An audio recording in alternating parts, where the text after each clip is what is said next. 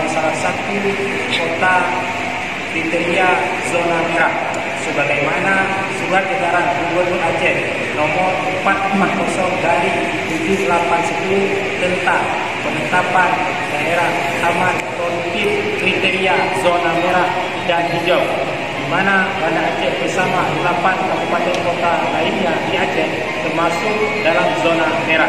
Kami mempertanyakan atas nama pimpinan dan anggota DPRK apa yang menjadi dasar kriteria sehingga kemudian Banda Aceh dimasukkan dalam kategori zona merah.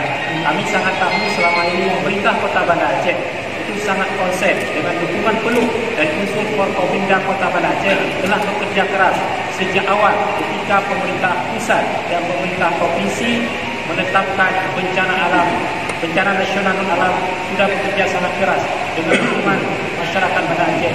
Namun tiba-tiba 2 hari yang lalu, tepatnya tanggal 2 Juli, Banda Aceh telah ditetapkan sebagai zona merah. Sekali lagi kami menyampaikan protes dan mempertanyakan dan meminta agar zona merah terhadap Kota Banda Aceh ditinjau ulang.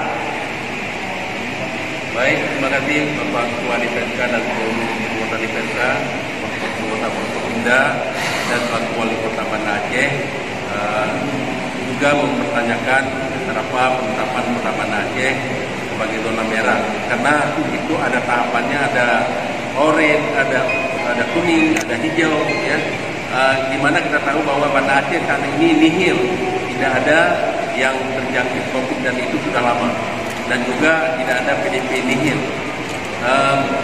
Penetapan ini sangat merugikan warga Kota Banda Aceh. Kita sedang dalam pemulihan ekonomi dan sudah berjalan dengan baik, dengan situasi yang baik.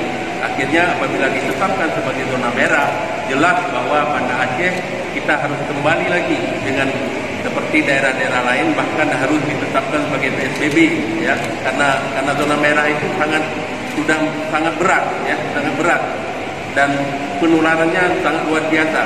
Sedangkan kita merasakan di Kota Banda Aceh ini tidak ada yang terjangkit COVID.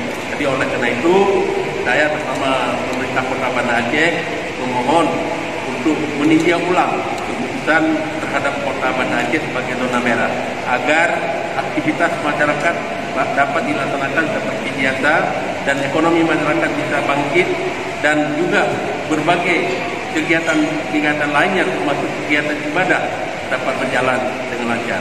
Assalamualaikum warahmatullahi wabarakatuh. Forkopimda dan DPRK Banda Aceh